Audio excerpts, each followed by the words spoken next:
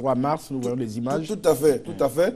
Et tous les pays qui ont opté pour cette application de nouvelles technologies dans le domaine de la sécurité ont eu des résultats. Ils ont baissé la criminalité et ils ont augmenté leur capacité à obtenir des résultats dans les enquêtes policières. Très bien. Alors, l'opération de libération des bâtiments publics et privés, un pas important dans le sens de la réconciliation, a démarré aujourd'hui. Monsieur le ministre, ça va durer combien de temps? On va dire que ça a accéléré aujourd'hui. Il a démarré depuis longtemps. Vous savez, au départ, tous les commissariats étaient occupés. Ils ont été libérés. Il reste encore quelques sites. Et le ministre vient d'engager un processus. Aujourd'hui, c'était la CRS et la cité universitaire, je crois. Donc, ce n'est pas aujourd'hui que ça démarre. C'est un mouvement un coup d'accélérateur aujourd'hui. Tout à fait. Tout à fait, que nous saluons. Et je pense que ça permettra de réhabiliter cette caserne et d'y positionner la CRS. Je crois que vous me faites une colle, c'est la CRS 3 qui est là-bas. J'espère que je ne dis pas de bêtises. Très bien. À l'intérieur du pays aussi, ça se passe comme ça. Vous savez, on a une crise. C'est vrai, ça fait 2 ans. Mais il fallait aller méthodiquement avec les moyens de bord et monter en puissance. Toutes ces questions sont adressées dans le sens d'arriver à une normalité. Très bien. On libère les bâtiments et pour les propriétaires, ceux qui ont tout perdu, est-ce qu'on envisage de les indemniser? Non? Je crois que c'est un dossier global qui est traité en partie par la commission dialogue Vérité et réconciliation, également par des services du gouvernement. Et c'est clairement à un moment donné cette question de savoir comment on dédommage ceux qui ont tout perdu dans cette crise se fasse. Voilà.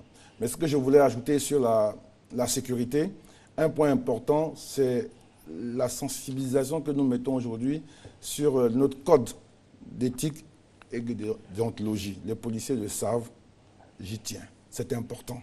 Quand on choisit ces métiers-là, c'est comme un sacerdoce. C'est apporter un secours aux populations. Je ne peux pas accepter que des Ivoiriens soient traumatisés par un braquage à domicile ou de véhicules. Et quand ils arrivent dans un commissariat, on les reçoit mal. Et nous avons commencé une enquête de terrain avec des caméras cachées qui a donné des résultats. Et vous savez que le racket continue, monsieur le ministre. Il a baissé.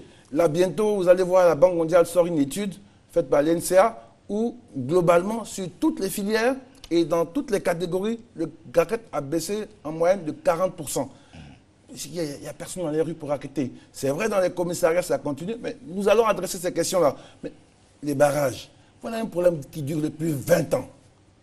20 ans. Moi, j'ai été au gouvernement, on a posé ce problème, on a dit qu'il n'y a pas de solution. Si on sort les barrages, ils vont se révolter, ils vont faire ci, etc. Parce que justement, on disait que sur les barrages, l'argent allait chez le commissaire, qui payait les directeurs, qui payait le ministre. On a mis fin à tout ça.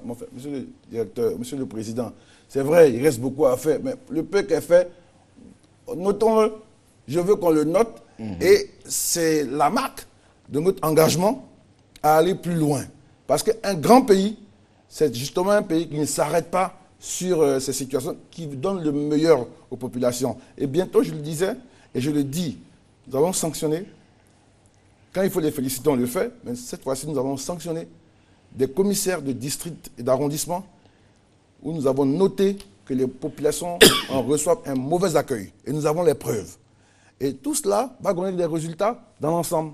La réconciliation, monsieur le ministre, on va s'y arrêter. Le président l'a dit, dès la fin de la crise post-électorale, c'est un chantier important. Il a même nommé un président de commission. Nous sommes en mi-parcours du mandat du chef de l'État. La réconciliation, quel regard?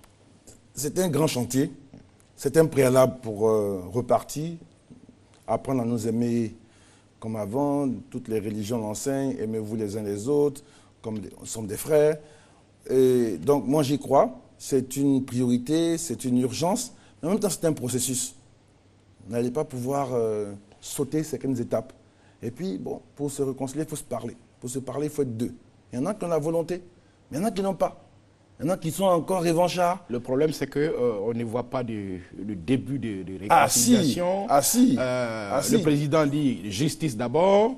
Les opposants disent amnistie d'abord. On est dans un bras de fer. Non, ce n'est pas un bras de fer. Comment pas du tout. Ce n'est pas un bras de fer. Faire bouger les lignes. Non, c'est simple. La justice, c'est important. Vous savez ce qu'on a vécu?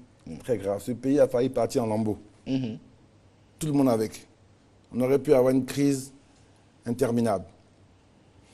Et aujourd'hui, on ne peut pas passer en perte de profit au nom de la réconciliation. Ce n'est même pas bon pour l'éducation des masses. Moi, vous savez pourquoi ça a perdu encore ces choses? Il y a des gens qui considèrent qu'on peut faire tout ça, qu'on peut tuer, et puis ça ne fait rien. Parce qu'on leur a appris ça.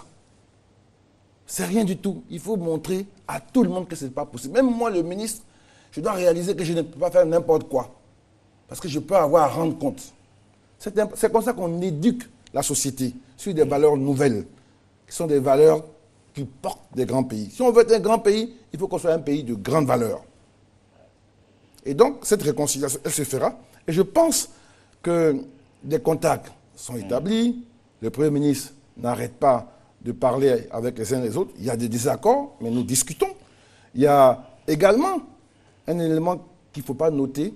Je pense que la croissance et une meilleure répartition des richesses va consolider, plus qu'on ne croit, la réconciliation. Quand beaucoup de gens vont réaliser qu'au-delà des questions ethniques, au-delà des partis politiques, que le pays se porte mieux, qu'eux-mêmes en profitent, leurs familles, leurs enfants, vous allez voir que progressivement, et moi j'ai noté quelques cas de gens qui commencent à se dire, mais ça avance. Il y a des exilés qui rentrent. Le colonel, j'aime bien citer son cas, il y a plein de militaires qui rentrent, on ne fait pas de publicité pour ne pas les gêner eux-mêmes, mais c'est un esprit de réconciliation. Les gens se sont battus. Des opposants, des militaires rentrent. Le problème, c'est que l'opposition pose des préalables difficilement, qu'on peut satisfaire difficilement, et le temps passe, il reste 2 ans et demi. Vous avez bon espoir quand on vous écoute que les choses vont bouger. Ce pays a un fort potentiel parce que les Ivoiriens sont des gens optimistes, et puis ce pays est riche de sa diversité. Tout cela combiné avec l'esprit du travail, avec le travail et le mérite, va donner une vraie opportunité de changer le destin de tout le monde. À un moment donné, les gens vont réaliser, si je ne m'implique pas, le pays va partir pour me laisser. Et c'est ce que je dis aux gens. Je dis, mais les leaders politiques qui ne viennent pas à la réconciliation au nom de quelques préalables que ce soit, mais ce n'est pas juste. C'est une fuite en avant. Parce que leurs militants, qu'est-ce qu'ils en font? Ils prennent en otage un leader, ils prennent en otage le président Gbagbo, entre guillemets, l'ex-président Gbagbo, mais qui a eu un agenda, qu'il gère. Mais au-delà de ça, au-delà d'une personne, un pays, il vit, ses militants, on fait quoi pour eux? Ils sont perdus. Il faut les encadrer. Il faut les faire participer à la vie. Et nous constatons que ces militants ont commencé à se démarquer de cette direction qui n'assument pas. Mais il y a des gens du FPI qui sont en Côte d'Ivoire, qui m'appellent, on voyage tel jour, il y en a même qui passent sur son rang d'honneur, etc. Donc je veux dire, on n'est pas dans un esprit de réduire l'opposition, mais il faut faire la part des choses. Si vous nous demandez comme préalable de libérer tel ou tel, bon écoutez, ça veut dire que fondamentalement, on va avoir un problème pour progresser. Très bien. Alors, vous parlez de travail, d'économie, le pays qui est en train de repartir. En tout cas, s'il y a un domaine dans lequel la communauté internationale décerne insatisfaction au gouvernement, c'est le domaine économique. Des grands chantiers sont ouverts aujourd'hui. Pour vous, c'est le pays émergent qui est donc en train de prendre son envol aujourd'hui. Oui, le pays progresse. Je pense que faut être de mauvaise foi pour dire que ce pays-là ne bouge pas. Ce pays a une croissance. Ce pays, tous les grands experts du monde de l'économie le disent. Et ce pays même est en train de devenir, la Côte d'Ivoire, un modèle, un cas d'école d'un pays qui, à peine 2 ans après une crise, est en train, sur ses ressources intérieures, se projeter dans un avenir radieux. C'est important. Et beaucoup de pays, aujourd'hui, la Côte d'Ivoire est en place, la Côte d'Ivoire en pole position, la Côte d'Ivoire, on parle d'elle, tout le monde vient ici. Comme je disais, nos avions sont pleins. Chaque semaine, il y a un colloque. Hier, c'était les palmiers à l'huile. Avant, c'était les gens du café cacao. Ils viennent. C'est des gens qui ont des indicateurs. La BAD revient. Les Américains qui avaient décidé que leurs diplomates ne puissent pas venir vivre en Côte d'Ivoire avec leur famille ont décidé maintenant que leur famille puisse venir. Les Italiens viennent de nous sortir de ce qu'ils appellent la bande list, les pays un peu qui... etc. L'Union européenne note, les pays, l'ONUCI a ses propres indicateurs de sécurité. La France, par exemple, son consulat enregistre indépendamment toutes les agressions de leurs compatriotes. Eux-mêmes nous disent ça va mieux. Donc, je pense que le pays va mieux, le pays est en chantier, c'est vrai. Mais ça contraste, cette embellie contraste avec le quotidien des Ivoiriens qui grognent. Les Ivoiriens disent l'argent ne circule pas. Le président dit l'argent travaille. Comment vous expliquez ce grand écart? Deux choses pour expliquer ça. C'est vrai qu'en tout ce qui se fait, et le ressenti, il y a un gap. Pourquoi? Mais parce que pendant 10 ans, on était en décroissance. C'est-à-dire pendant 10 ans... Moi, le gouvernement entend cette grogne? Mais on l'entend. Mais on l'entend comme la sage-femme qui entend les cris de la femme qui veut enfanter. Vous ne pouvez pas transformer la vie sans souffrance. Vous ne pouvez pas guérir de maladies sans souffrance. Quand vous prenez des médicaments, quand vous avez une injection, quand vous faites des traitements, ça coûte. Et nous sommes à cette phase-là. Nous avons eu de 2000 à 2010, 0,25% de croissance. En même temps, on avait une démographie de plus de 3%. Ça veut dire quoi? Ça veut dire, je vais être plus simple parce que je ne suis pas économiste. Vous êtes une famille, monsieur et madame, avec votre enfant. Vous avez un sac de riz pour vivre. Un an après, vous n'améliorez pas votre richesse, c'est-à-dire votre PIB. Il ne croît pas. Il stagne. Et votre démographie augmente. C'est-à-dire que votre enfant, vous avez un enfant supplémentaire ou un cousin qui vient. Vous êtes 3 ans après, 5 pour le même sac de riz. 10 ans après, vous êtes 10 pour le même sac de riz. Donc, vous sentez la souffrance, vous sentez cette pauvreté. Quand vous inversez la tendance, qui est le cas aujourd'hui, c'est-à-dire quand vous faites la croissance à 10 points, même à 10%, qu'est-ce que ça a dans le concret? Dans le concret, ça représente 1/10 du sac de riz. Donc, quand vous avez le sac de riz, plus le 10e du sac de riz en plus, certes, c'est mieux, mais ce n'est pas suffisant pour qu'il y ait le confort qu'il y avait à 10 ans. C'est pour ça qu'on parle de croissance soutenue et durable. Tous les pays qui ont changé la vie de leur population l'ont fait sur une croissance durable. C'est-à-dire, c'est pour ça qu'il faut la stabilité, la sécurité. Il faut que l'engagement, la bonne gouvernance, tout le travail se fasse sur une période assez longue. Des pays comme la Chine ont connu 10 ans de croissance porté par l'investissement pour basculer par un moteur comment on peut dire, de consommation pour devenir ce qu'ils sont devenus. Donc, on ne va pas échapper à ces grandes règles économiques qui sont des règles réelles. On ne quitte pas... je veux dire, quand on dit émerger, l'émergence c'est quoi? C'est émerger, sortir la quête de l'eau. Et ça, on le voit en 2020. Non, c'est important parce qu'on ne l'explique pas assez aux Ivoiriens. Et donc, on veut manipuler les Ivoiriens, mais l'argent ne circule pas. Ça veut dire quoi, l'argent ne circule pas? Le président a dit l'argent travaille. Pourquoi il dit que l'argent travaille? Parce que d'abord, au rendez-vous de l'argent, il faut du travail. L'argent rencontre le travail. Deuxièmement, il aurait pu être un président démagogue. On prend nos richesses, on va dans des villages, on reçoit des populations, on fait des dons, des cadeaux. Les jeunes filles sont dans les salons de coiffure, etc. Tout le monde est content. Et puis, on hypothèque l'avenir de nos enfants. Il dit non. Il investit dans ce qui va apporter durablement l'économie, dans les infrastructures, dans l'énergie, dans l'agriculture. Il investit. Dans l'éducation. Quand vous investissez vous-même dans l'éducation de votre enfant, mais ce n'est pas tout de suite. C'est quand il aura son diplôme qui va rapporter quelque chose. Donc, c'est une gouvernance, c'est un choix. Très bien. Et les Ivoiriens... Non, ce que je veux dire, autre chose sur ça, c'est que quand on dit l'argent ne circule pas, de quoi on parle également? La masse salariale, elle a toujours payé. En 2009, c'était, je ne sais pas, à peu près 800 milliards. En 2011, on est passé, 2012, on est passé à 900. Là, on va avoir 1300. Donc, cet argent-là, il est remis à chacun. Ensuite, grâce à la politique du président, les producteurs de la filière café-cacao ont perçu l'année dernière 475 milliards. C'est de l'argent. Mais le vrai problème, c'est l'argent facile. C'est ça. Les gens qui voulaient des commissions sur des choses, qui voulaient juste de l'argent, mais quand il n'y a pas en face d'une distribution d'argent, une production de richesse, vous créez un déficit. Et la somme de ce déficit, ça crée des crises.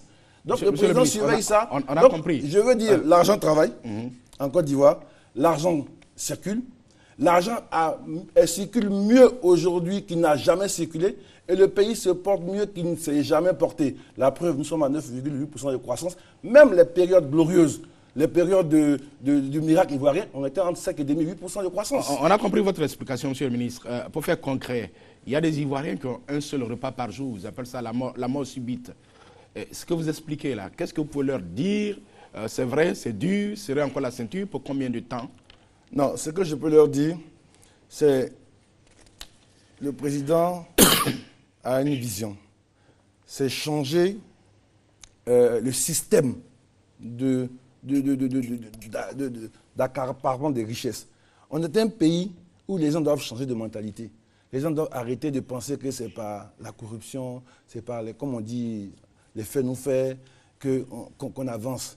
Il faut que les gens soient au rendez-vous de cet investissement pour que la croissance soit inclusive. C'est-à-dire quand des grands groupes viennent, ils veulent s'allier avec les Ivoiriens. Mais qu'est-ce que beaucoup d'Ivoiriens veulent? Ils veulent juste, oui, ils prennent la main de l'investisseur, ils vont chez les ministres, ils vont chez la commission. Mais non, il faut produire. Mais pour produire, l'investisseur, il se lie à un entrepreneur qui a un bilan, qui a une comptabilité qui est saine, qui est sérieux dans sa gestion. Mais il est temps qu'une catégorie de leaders, de capitaines de l'industrie ivoirienne se porte. La preuve, depuis des années, il y a des gens qui ont eu des concessions. 2, 3 ans après, ils tombent. Donc, c'est tout un changement de mentalité. Donc, le président, moi, je peux vous le dire, je connais des gens qui étaient de notre sérail politique. Le président arrivant au pouvoir, sont venus me voir, on n'a pas d'avantage, on n'a pas de privilèges pour voir le président. Il a dit, il faut qu'il travaille. C'est tout ce qu'ils peuvent avoir durablement. Même si on leur donne des faveurs, des facilités, vous parlez de lutte ça va pas prospérer. Contre la corruption. On le sait, le président a décidé d'en faire un de ses chevaux de bataille. Que pensez-vous du coup de gueule du ministre du Commerce, Jean-Louis Billon? Ah là, vous me posez une belle colle. Vous me posez une belle colle. Son coup de gueule. On sait que ça fait du bruit. Bon, écoutez, on dit que l'émission c'est parler franchement, et puis moi, j'aime pas avoir la langue de bois. Mais c'est une question difficile quand même. Oui, j'attends que vous nous répondiez franchement. Ben, écoutez, premier principe. Sur cette affaire, la position du gouvernement a été exprimée par le Premier ministre. Je suis solidaire de cette position. Et le Premier ministre, je voulais profiter au passage pour rendre hommage à ce monsieur. Je ne connaissais pas, mais j'ai découvert un homme, un bourreau de travail qui ne dort pas, qui est passionné par son travail, qui accompagne le président, qui est le premier au bureau le matin, qui est le dernier à partir. Et donc, il a donné la position du gouvernement. Et dans tous les pays organisés, tous les pays avec des gens civilisés, au gouvernement, on discute, on débat. Quand on prend une position, c'est une position d'équipe. On est solidaire, cette position. Et sur le dossier en question... Est-ce que sur le fond, ça a été discuté bien sûr. Bien sûr. Sur le dossier en question, sur même le premier terminal, le gouvernement a renégocié les conditions du premier contrat. C'est-à-dire, le gouvernement a demandé à Bolloré de payer 20 milliards de droits d'entrée qu'il aurait dû payer. Il y a 10 ans qu'il n'a pas payé. Et il a payé. Cet argent est rentré dans les caisses du Trésor et est allé sur le terrain en investissement. On a demandé de réduire de 20% toutes ces prestations. Il a fait. Sur le deuxième terminal, je ne suis pas membre de la commission. Je crois savoir que dans la conjugaison de l'appréciation de l'offre technique et de l'offre financière, ils étaient à 80 milliards. Quand le suivant était à 52 milliards, ça fait 25 milliards cash en plus pour le pays. Et puis troisièmement, je le dis quand même, je pense que mon collègue et ami est mal placé. Il est mal placé parce que d'abord, il est membre du gouvernement, il est ministre du Commerce, sa famille est impliquée dans l'appel d'offres à travers Movis, parce que tout le monde sait que le groupe, c'est le groupe Sivom, mais ils ont inversé le nom. Quand vous inversez Sivom, ça s'appelle Movis, c'est son frère qui est le DG. Je trouve que, de ce point de vue, ça me gêne. Ça me gêne, et d'autant plus qu'il a la responsabilité de nous aider à régler ces questions de cherté de vie. Parce que le groupe familial de M. Bion a des positions dominantes dans bien des secteurs, dans bien des filières de l'économie. Vous prenez le sucre, vous prenez l'huile, mais qu'il fasse quelque chose. Est-ce que vous iriez jusqu'à dire, comme quelqu'un, ministre, ça ferme sa gueule ou ça démissionne? Non, je ne dirais pas ça. Mais ce que je dis, c'est que c'est un peu de cohérence. Vous ne pouvez pas être ministre du gouvernement et opposant au gouvernement. Vous ne pouvez pas être membre de l'équipe et jouer contre l'équipe. Ça ne fait pas bien. Ensuite, vous ne pouvez pas, dans son cas, hein, et ce qui porte beaucoup de contradictions, être candidat militant du PDCI, candidat du RDR au régional, après, il dit qu'il revient au PDCI. Je pense que, c'est un conseil, hein, il devrait lui-même tirer les conséquences de toutes ces contradictions. Ça donnerait plus de lisibilité à ce qu'il veut faire, à son action, à son agenda. Ça simplifierait les choses, ça donnerait plus de cohérence. Il lui appartient. Parce qu'aujourd'hui, c'est quoi le piège? On voit bien sur les forums. Si c'est le gouvernement, je ne sais pas, moi je ne sais pas moi qui décide ces choses-là. Moi je parle franchement. Parce que vous m'avez posé la question franchement, et lui-même nous a montré que la liberté de parole, c'est pas mal.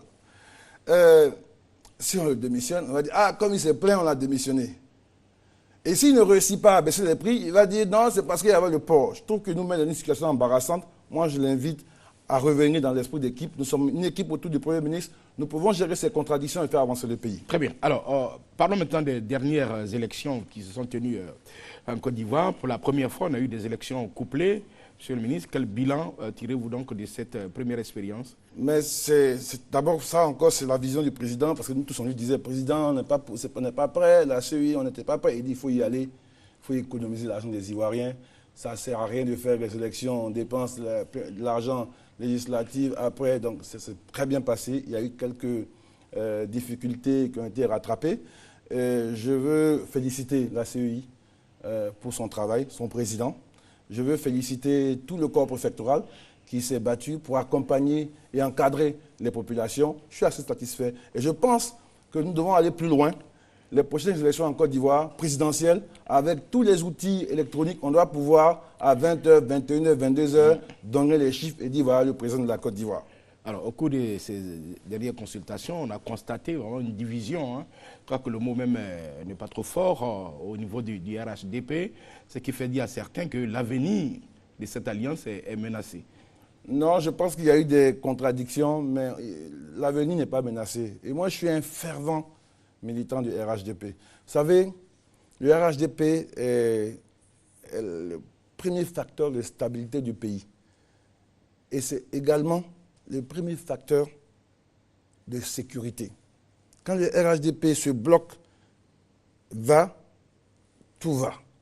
Et un pays comme le nôtre, après une crise qu'on a connue, il faut que politiquement, il y ait un minimum de consensus d'une large base pour porter le programme économique, pour porter la croissance durable dont j'ai parlé. Parce que si vous faites une croissance 10%, 2 ans, et qu'après vous avez encore des crises, vous n'arrivez pas à capitaliser les gains de cette croissance-là. Donc c'est essentiel. Moi je milite pour que le RHDP se consolide. On a fait beaucoup de choses ensemble et c'est même un retour à l'esprit. Regardez, nous sommes le RHDP, une famille fouettiste. Regardez ce qui s'est passé en France avec le gaulliste, qui ont fait un peu un parallèle. Quand les gaullistes se sont divisés, ils ont perdu le pouvoir 14 ans. Il y a eu la gauche. Quand ils se sont remis ensemble, qu'ils ont fait une union de la majorité, ils ont pris les centristes, l'UMP, l'UDF, les centristes, ils ont repris le pouvoir. Donc c'est important, c'est important, je vous remercie, c'est important que le RHDP se consolide. Vous êtes au pouvoir aujourd'hui, le président Ouattara a déjà annoncé sa candidature pour 2015. Vous suivez le débat qui anime le PDCI avant son congrès. Pour vous, le président Ouattara devrait être le candidat unique du RHDP ou bien vous pensez que chacun peut aller sous sa propre bannière et puis au second tour comme vous l'avez fait en 2010? Je pense que sur ça, il y a une question de cohérence de notre programme commun. Parce qu'aujourd'hui, on gouverne ensemble. J'ai du mal. Moi, je ne veux pas décider pour les partis. Mais je trouve que c'est plus simple, c'est plus fort pour le pays si on garde cette cohésion. Mais j'imagine, comment vous voyez, en 2014, le président, c'est normal, il sait très bien que l'émergence, ce n'est pas 1 an, ce n'est pas 2 ans, c'est pas ensuite qu'on lui a bouffé 1 an de mandat, qu'on n'en parle pas assez. Et si il doit avoir un autre candidat, d'autres partis de l'Alliance, vous savez que les ministres de l'Alliance sont dans le gouvernement, et en même temps, ils font campagne contre leur président. Cette cacophonie, je pense qu'on prendra encore des risques sur notre avenir. Aujourd'hui, on vient de loin. Comme dit le président Bédié, cette alliance nous a permis de nous débarrasser d'un tyran. Consolidons cela pour les générations à venir, pour nos enfants, pour nos petits-enfants. Ne regardons plus nos personnes, nos partis, ayons un consensus sur ce qu'on veut faire de notre pays. Aujourd'hui, notre pays est là, notre pays est en position. Très bien. On me fait signe, monsieur le ministre, qu'il ne nous reste pas assez de temps pour conclure cette émission. Alors, je voudrais vous poser quelques questions personnelles, 2 ou 3. Vous faites partie du premier cercle du président de la République. Vous l'avez rallié très tôt, en 1990. Qu'est-ce qui vous a attiré en lui? Un homme d'État, sérieux, juste. À chaque fois qu'il devait prendre une décision, j'observais. Des fois, je n'étais pas d'accord. Mais je regarde bien les paramètres qu'il met en place. Même quand c'est difficile, il prend un peu plus de temps. Mais quand il décide juste. Et c'est important pour un pays. C'est un leadership qui est au-dessus des considérations partisanes. Et moi, je vois des gens très proches de lui, souvent, qui en souffrent, qui m'appellent, mais c'est trop dur, c'est trop difficile. Et ça, je me dis, au-delà de sa personne, c'est une chance pour nous et pour nos enfants. Que quelqu'un qui, aujourd'hui, son hobby, c'est travailler, sa passion, c'est la Côte d'Ivoire. Dans bien des pays, bien quand les chefs ont de bonnes volontés, ils sont plombés par plein d'affaires, l'envie de l'argent, entre guillemets, les affaires de, je ne sais pas comment on dit, je ne vais pas dire l'autre, mais voilà un président qui est sain, qui veut qu'on respecte la Côte d'Ivoire, qui veut qu'on respecte les Africains dans ce qu'ils sont capables de produire comme résultat. Et moi, je trouve que ça, c'est magnifique. Après 20 ans de combat politique, il est parvenu à conquérir le pouvoir d'État. Aujourd'hui, vous le voyez exercer ce pouvoir-là. Comment vous le trouvez? Il a changé ou demeure le même? Non, il a changé. Il a vraiment beaucoup changé. Vous allez me faire taper dessus, hein, vous. Il a beaucoup changé. Ce n'est plus le président du parti politique. Je ne vois plus ça. Ce n'est plus l'ancien Premier ministre, c'est le président de la République. Et vraiment, je vous assure, moi, je suis très proche, mais quand je suis avec lui, je sens que c'est une institution. C'est pour ça que quand Obama disait, il ne faut pas que les hommes forts, il faut que les institutions fortes. C'est une institution. Et quand on est en tête à tête, on aurait pu... c'est une institution. Et j'ai vu ce changement. J'ai vu aujourd'hui comment il a envie de changer les choses. Voilà un président qui se lève à 5h, 5h30, qui fait sa revue de presse, qui envoie des mails à ses ministres pour les interpeller sur telle question qu'il a entendue sur une radio ou dans un journal. À 9h au plus tard, il est au bureau. Moi, j'étais dans un gouvernement où on commençait les conseils à 14h, des fois à 15h. Ensuite, il fait des rendez-vous où il règle des problèmes. Il est parti du bureau pas avant 20h. Et moi-même, des fois, je me plains, je dis, président, on a besoin de vous, votre santé. Donc, je veux dire, ça m'a enseigné, ça m'a donné l'idée de ce que on n'a pas le droit de ne pas être à la hauteur de tout ce qu'il donne, de tout ce qu'il sacrifie pour le pays. Et vous-même, jeune ministre d'État, portefeuille extrêmement important, ministre d'État, ministre de l'Intérieur, de la Sécurité, vous-même, vous avez changé aussi? Ah, forcément. Beaucoup changé, tous mes amis vous le diront. Et j'ai changé surtout parce que le président m'a fait confiance. Une confiance importante, pas à moi, mais à un jeune. Un jeune qui n'est pas diplômé, un jeune, tout le monde se disait, va se casser la tête. Mais je me dis, si je ne réussis pas, je bouche la perspective pour tous les jeunes qui, comme moi, à Djamé, à commencé à Cocody, ont envie d'avoir un avenir.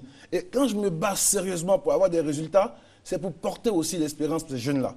Et aussi, je veux dire, c'était un grand privilège que dans votre vie, vous ayez à participer à un travail aussi exaltant que de changer. Vous dites, vous avez changé, vous avez même dit, tous mes amis vous le diront, il y a une image qui a été largement commentée au concert de Kofi Olomide au Palais de la Culture, et vous a invité à le rejoindre sur la piste comme avant, et vous n'êtes pas parti. Non, ça n'a rien à voir. Non, de toute façon, moi, je suis, de ce point de vue, je n'ai pas de complexe. Je trouve qu'on peut bien faire son travail et puis vivre ses passions, sa vie. Moi, c'est un secret pour personne. J'adore la musique, mieux, j'aime danser. Donc, quand je fais une bonne semaine de travail, quand j'ai le sentiment que j'ai apporté quelque chose aux Ivoiriens qui sont bien, je me retrouve avec quelques amis, on écoute la musique et puis bon, voilà, on décompresse. Voilà. Donc, ce n'est pas de ce point de vue que je vois le changement. Et c'est même un leurre de croire que le changement, c'est dans ce type de comportement. Non, c'est en profondeur. J'ai changé parce que, bon, je ne vais pas aller plus loin parce que je ne vais pas te donner des... avant, il y avait des signes extérieurs qui pouvaient m'attirer, qui pouvaient m'impressionner. Aujourd'hui, plus. Je suis porté par ce nouveau combat qui est de changer. Et j'y crois. J'ai la foi. Je sais que dans quelques années, on va parler de la Côte d'Ivoire comme un modèle. Et les Ivoiriens seront fiers qu'après nos pères fondateurs, une autre génération a su porter l'émergence dans ce pays. L'émergence, c'est quoi? C'est-à-dire qu'un Ivoirien, aujourd'hui, qui a à peu près 1200 dollars de paie par habitant, arrive à l'équivalent d'avoir 1 million de francs CFA. Je fais en CFA. Quand chacun, à la moyenne du PIB, on a accru notre richesse pour qu'au prorata de la population, chacun a à peu près 2000 dollars, c'est-à-dire 1 million, on peut dire on est sorti la tête de l'eau et après tout devient possible. Beaucoup de personnes disent de vous, vous êtes un homme généreux, vous aimez aider les gens. D'où cela vient, monsieur le ministre? Ma mère et ma famille, et puis honnêtement, au fond de moi-même, je ne sais pas comment vous le dire, c'est le plus grand bonheur, le plus grand plaisir que je ressens dans ma vie quand je peux soulager les autres. Des fois, il y en a qui se disent même peut-être ce gars-là, il ne comprend pas, il ne connaît pas l'argent. Non, non, non. Je trouve que dans la vie, il faut avoir des valeurs. Moi, je trouve que le partage, la générosité, au-delà de donner simplement comme ça, aider l'autre, c'est des valeurs, c'est des grandes valeurs. Et moi, j'ai vraiment, aujourd'hui, Dieu merci, dans jeune, on a fait un peu la fête, ça ne m'impressionne plus. Je dis, si je travaille aujourd'hui, c'est pour ma famille, mais au-delà, c'est pour apporter aux autres. Et je trouve que, bon, mais ça vous remplit d'un sentiment qui fait que vous êtes un peu content. Et moi, ça me fait du bien de partager, de donner. Très bien. Alors, monsieur le ministre, le président de la République, une dernière question, entame une visite d'État dans le district des Savanes dans quelques jours. À quoi les populations qui nous regardent certainement peuvent s'attendre au cours de cette visite? Ben, écoutez, un grand rendez-vous, c'est le contact direct avec les populations, c'est toucher les réalités. Quand des gens d'Abidjan vous disent que l'argent ne circule pas, qu'ils aillent demander aux gens de repos, s'ils ne savent pas ce que l'argent apporte dans une visite d'État. Parce que pour la première fois, ils voient de l'eau. C'est l'occasion de toucher de près les préoccupations des populations. Parce que je pense que dans ce pays, trop longtemps, on a abandonné les populations qui sont dans les zones rurales. On a une sorte de développement séparé. On a Abidjan, les grandes villes, et puis, mais il y a un écart qui est terrible entre la vie que nous on a, et d'ailleurs beaucoup s'en plaignent, et la vie que d'autres Ivoiriens qui ont les mêmes droits que nous ont dans nos villages. Et je crois qu'à la faveur de ces visites d'État, le président essaie d'adresser des problématiques urgentes et majeures de vie. Vous savez, maintenant, la croissance, on ne parle plus que de croissance, ça ne suffit pas. Les gens parlent de l'IDH, l'indice de développement humain. Est-ce qu'il y a une meilleure qualité de vie? Est-ce que la longévité est forte dans votre pays? Est-ce que le pays est assaini? Pour la première fois, l'État a investi dans toutes les communes de Côte d'Ivoire. Il y a des grues pour ramasser les ordures pour que nos villes soient propres. Voilà des choses. Et je pense que le président adore ces rendez-vous. Ça va être encore un grand moment d'échange, un grand moment de contact qui va permettre de régler beaucoup de problèmes dans cette région que j'aime beaucoup. Et j'ai plaisir à retrouver un aîné avec qui on a passé de grands moments à rêver à ces jours-là. Je voulais le saluer, je sais qu'il est à Korogo, je ne sais pas s'il m'écoute, le ministre d'État Amadougon. Et je pense que lui aussi, il attend cette visite avec beaucoup d'émotion. Alors, monsieur le ministre, je vous accorde 2 minutes pour votre conclusion. Merci. Ce que je veux dire pour conclure, nous avons un pays qui est riche de sa diversité. C'est vrai, c'est un grand carrefour de rencontres, d'échanges. Les peuples se sont mêlés en Côte d'Ivoire. Nous avons un pays qui est riche de son optimisme. Les Ivoiriens sont optimistes. Les Ivoiriens ont un génie créateur. Les Ivoiriens sont innovants. Ces deux richesses-là, conjuguées avec des valeurs de travail et de mérite, peuvent donner une opportunité forte de croissance pour chacun.